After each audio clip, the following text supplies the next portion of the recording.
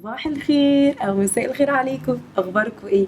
وحشتوني. انا مروه يحيى، انا ميك اب ارتست مصريه، والنهارده فيديو جديد ولوك جديد والوان جديده وتكنيك وتريكس جديده. ما تنسيش تعملي لي اشتراك في القناه وتعملي لي لايك وتكتبي لي كومنت لو عجبك، اللي تقولي لي عجبك ولا لا، وان شاء الله يعجبك يعني باذن الله. ويلا بينا نبتدي الفيديو مع بعض. اوكي، في الفيديو ده احنا عملنا الحواجب، لان الفيديو ده هيكون طويل فهنقصره شويه بالخطوات اللي احنا كلنا حافظينها.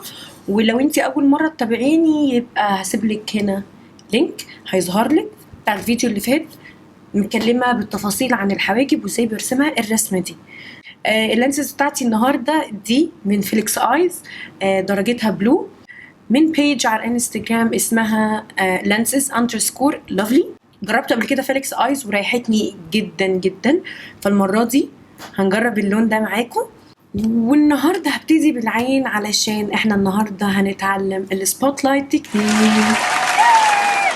ايه السبوت لايت تكنيك؟ السبوت لايت تكنيك الفكره كلها ان انت بتركزي على الجزء اللي في النص اللي في العين في ان انت تنوريه، هيبقى عامل زي السبوت لايت، نور السبوت. متحمسه ان انا هتكلم على الموضوع ده النهارده، هنتعلمه بالتفاصيل زي ما بقوله في الكورس بتاعي.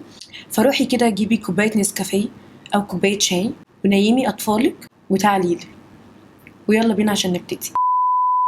انا قبل ما ابتدي في اي حاجه حاطه كونسيلر من ميبيلين ايج ريوايند درجه ميديوم حوالين عيني. والنهارده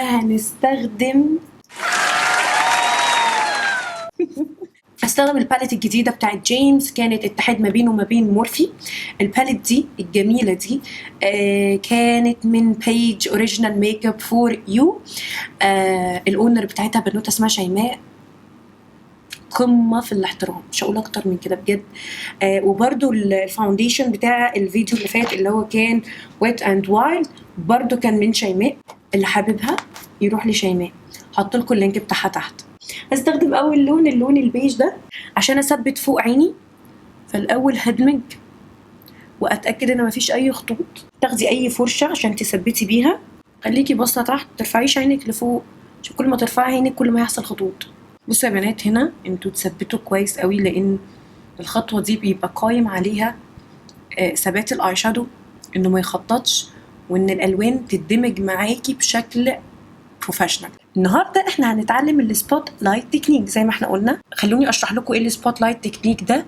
السبوت لايت تكنيك بيبقى قائم على ان انت عايزه تبرزي المنطقه دي، تحطي عليها لون فاتح عشان تبقى عامله زي نور السبوت، كانك هنا في لمبه. فاحنا بنعمل ايه؟ ان احنا بنغمق اول العين وبنغمق اخر العين، وفي النص بنحط لون فاتح.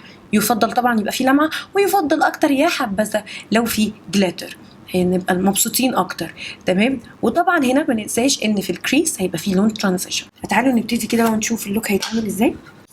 يا جماعه انا لابسه شتوي عشان اهيئ نفسي للشتاء، يعني انا بقنع نفسي ان احنا في الشتاء، فانا لابسه شتوي بقى وبتاع ومشغله التكييف. تمام. فانا حرانه، مش عارفه انا بعمل في نفسي كده ليه. هاخد اول لون، اللون ده معانا بفرشه من جيسب رقمها 221 دمج. شايفين الفرشه؟ ودي اول مره استخدم الباليت دي معاكم. ايدي خفيفه، ايدي خفيفه. هفضل في كل فيديو اقول لكم في البلند في الدمج ايدك خفيفه، عشان لو ايدك تقلت انت كده بتدخلي اللون لجوه.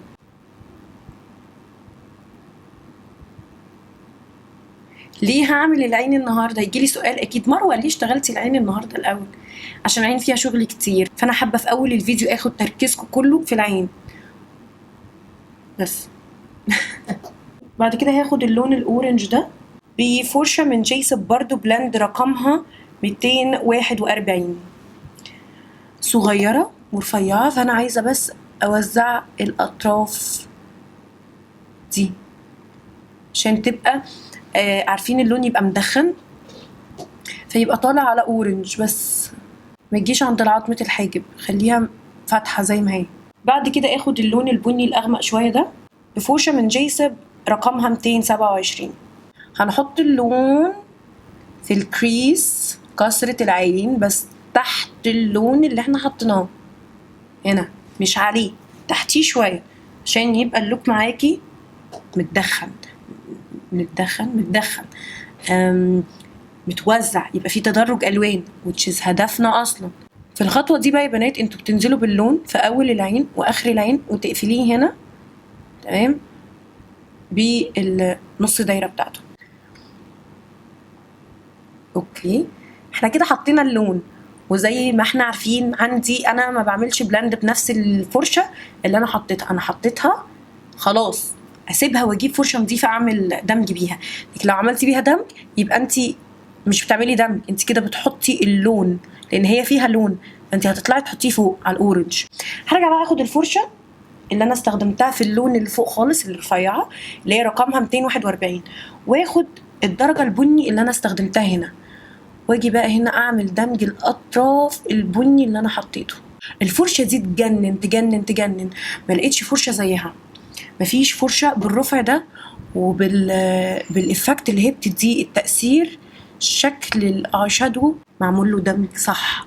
ودي يا بنات الفرشه دي ما بتجيش لوحدها، هي بتيجي في مجموعه من جيسب اللي هي ماركه الفرش، بتيجي في مجموعه منها، معرفش انهي مجموعه لان انا عندي كذا مجموعه من جيسب فوالله مش عارفه. انا هقول لكم رقمها وانتوا ابحثوا عنها، 241 اسمها بلند ديو فايبر اهو. يا رب الشتا تدخل يا رب. بصوا وزعت اللون ازاي روعه. هرجع نفس الفرشه اللي انا حطيت بيها البني هنا بنفس الدرجه اتقله شويه، لان طبيعي من الدمج اللون عندنا احنا بنقول طرب، يعني اللون ما بقاش موجود صريح، لا بيجي عليه لون من الدمج فبيطرب، فاحنا بنبقى عايزين اللون نرجعه شويه لرونقه. وارجع تاني ليها وادمج الاطراف تاني، لو في اي لون واضح انه مش مدموج تدمجي. يا الهي كم هذه الفرشه ممتازه. لو انت حابه بقى السبوت لايت يكون اغمق شويه بتغمقي الاطراف دي، وده اللي هيحصل دلوقتي. بعد كده هاخد اللون البني المحروق ده خالص، المره دي بقى بفرشه فلات وصغيره شويه اهي، دي من دايموند لاند. ليه؟ عشان المره دي انا مش هحطها بطريقه الدمج، انا هحطها بطريقه الطبطبه، يعني بصوا بطبطب ازاي، عشان انتي اوريدي خلاص انتي دمجتي فعايزه تحافظي على نظافه شغلك. فهنا تغيير الفرش مهم قوي، والله العظيم كاني بديكوا كورس. انتوا الكلام ده اللي حضر معايا الكورس هيبقى عارف ان انا بقوله كده بالظبط، يعني انا بمشي كده خطوه خطوه. فانا النهارده عايزه اوريكم السبوت لايت، لان انا بامانه جالي في كميه طلبات من اول ما فتحت التشانل، وانا كل شويه اجله او اعمل لوك تاني او يبقى في مخي فكره مسيطره عليا اكتر من السبوت لايت. فالحمد لله لان يوم ما قررت اعمله ليا مزاج ان انا اقعد معاكم واتكلم واشرحه بالتفصيل كانه كورس، فحظه حلو اللي كان طالب سبوت لايت. فاحنا هنا بنيجي نطبطب زي ما كنا بنعمل ونقف هنا، يعني تقفي حد اللون اللي انت عاملاه، تيجي هنا وتطبطبي اللون. بعد كده هنا باجي احط قليل بس كده، عملتي النص هلال بتاعك. اوكي هترجعي بالفرشه البلند السحريه بتاعتنا النهارده، وهاخد اللون البني اللي انا استخدمته هنا اللي هو كان الغامق وابتدي ابلند برضو الاطراف. انت عايزه تدمجيه مع البني والبني يبقى مدموج مع الاورنج والاورنج يبقى مدموج مع الاورنج الافتح شويه. شفتوا الهنا اللي انا فيه؟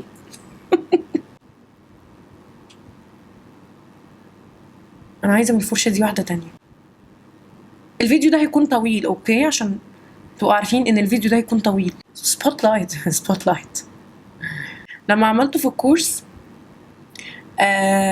بنت قالت لي بس دايما مروه ما بتعملش للعرايس خالص. انا ما كلمتش، انا ما ردتش، انا ما لحقتش ارد. انا كان في حضره معانا كورس عروسه عندي وكنت عامله لها سبوت لايت قالت لها يعني ايه يعني ما يتعملش للعرايس؟ انا اوريدي كنت عروسه عبد مروه وعاملهولي. راحت مطلعه لها الصوره وكانت زي القمر، هي اسمها رضوى. كان شكلها حلو قوي. لما تيجي تعملي التكنيك ده، مالي قلبت على رضوى الشربيني قوي كده ليه؟ لما تيجي تعملي التكنيك ده تعمليه قبل ما تعملي الوش، نصيحه مني ليك، علشان بياخد وقت وتوزيع، فتكوني انتي لسه شغاله بطاقتك، متبقيش تعبتي انتي خلصتي الوش وكده. بعد كده هاخد اللون الجولد ده، دي درجته، اخده كده بصباعي ونحطه في النص في النص، بس بصوا انا ببني اللون في النص. بعد كده هنروح على ايه؟ الفرشه السحريه بتاعتنا. ناخد اللون البني الغامق قوي قوي قوي اللي احنا استخدمناه اخر حاجه هنا، وابتدي بقى كده بالراحه ادمجه مع الجولد. وبعد كده اخد الاورنج ده واحطه ما بين الجولد والبني كده. شايفين التدرج اللي حصل ده؟ ومن هنا كمان طبعا اللون هيطرب، طبعا هنعمل حاجة تانية. خطوات خطوات، انتي بتبني خطوات، بتبني مستقبلك في عينك. هنعمل ايه يا مروة؟ هنعمل ايه يا مروة؟ نعمل ايه يا مروة؟ نجيب جلاتر. هناخد الجلاتر ده من فرايفر 52 درجته 10، ونحط كده ايه تاتشز نشوف الافكت. تحطي كده في النص وتبلاندي بصباعك كويكلي عشان ما نشفش على الوضع اللي احنا فيه ده. هنرجع ليه؟ الفرشة السحرية. ناخد الاورنج واحطه ما بين الجلاتر والبني تاني عشان الدنيا ما تبقاش من بني غامق لذهبي كده فجأة. بصوا اللون مجرد ما حطيته اللي هو الترانزيشن اللي هنا الانتقالي غير لك اللوك ازاي. حاجات بسيطة قوي تقدري تعمليها تحول لك اللوك بتاعك من بنوتة بتعمل مكياج واحدة بروفيشنال بتعمل مكياج.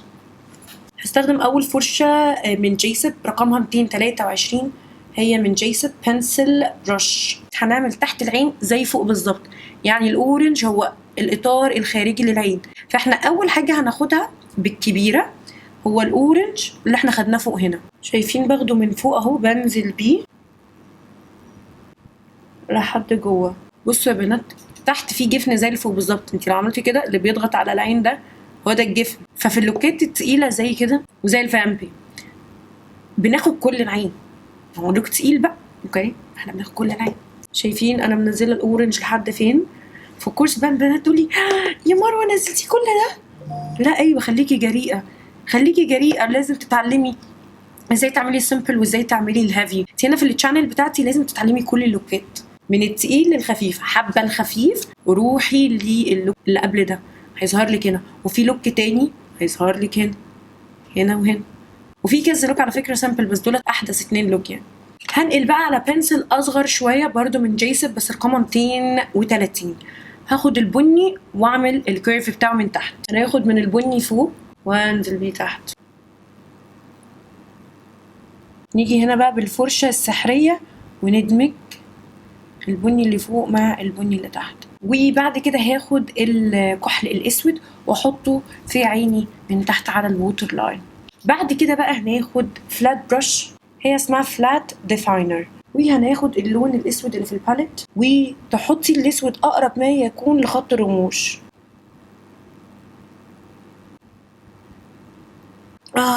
it's time for eyeliner. بعد كده هاخد الفرشة دي اصلا المفروض انها بتاعت روج مكتوب عليها ليب لاين 306. هستخدمها في ان انا ارسم ايلاينر بالاي شادو الاسود. يا بصوا كده، يعني انا خدت دلوقتي اي شادو اسود وابتديت اعمل كاني برسم ايلاينر بس بالاي شادو، عشان انا عايزه خط الايلاينر النهارده يبقى مموح ما يبقاش شارب. وده على فكره حاجه حسب انتي ذوقك. انا كتير عملت اللوك ده بايلاينر عادي ليكويد ايلاينر او جel ايلاينر يكون محدد، لكن المره دي من ضمن التريكات بتاعه الفيديو ان انا اعمله لكم بيه ايلاينر مموح كانك بترسمي ايلاينر عادي جدا.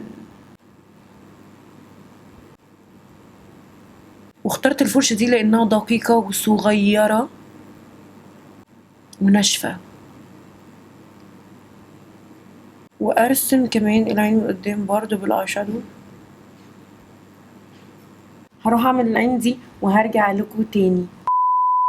خلصنا العين وهتنقل على الوش واخلي رموش اخر حاجه. طبعا بعد كل اللي حصل ده لو في اي حاجه وقعت على وشك واكيد لازم هيقع، هتنضفي بشرتك. انا هنضف بشرتي بايوديرما بقطنه وشلت كل الزيادات اللي تحت عيني، اتاكدت ان بشرتي نظيفه.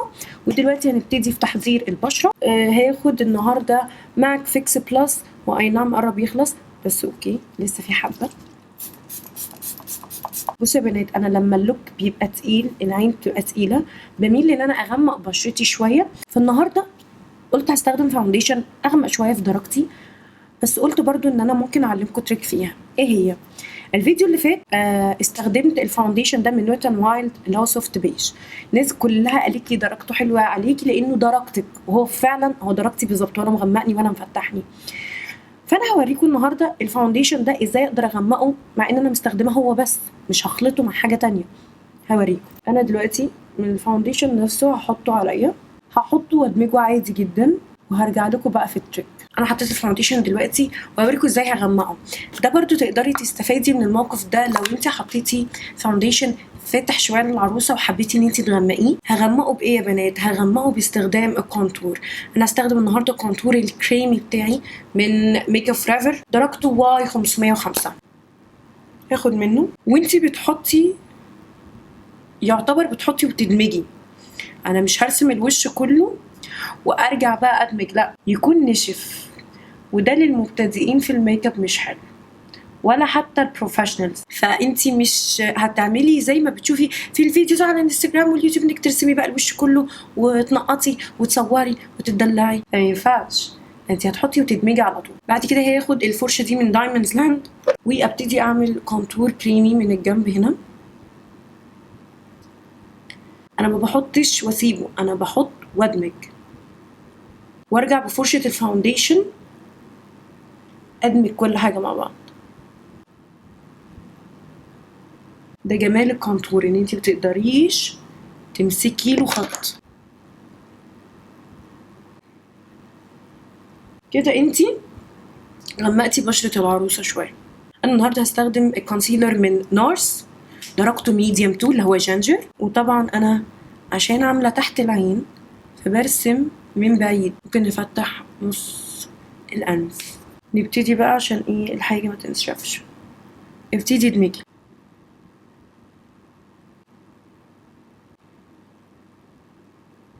بعد ما دمجت تحت عيني هثبته بسرعة بهدى بيوتي لوز باودر، الدرجة بتاعتها باوند كيك.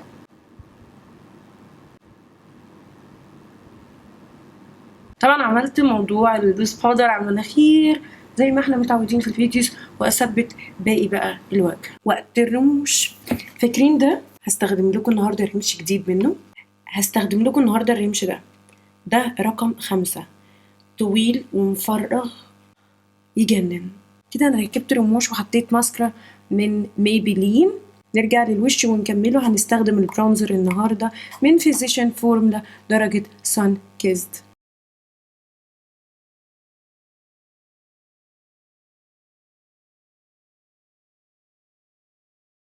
خلصنا البرونزر ودلوقتي بحط البلوش درجة بيتشي من ماك. ودلوقتي وقت هحط روج من ميبلين درجته 70.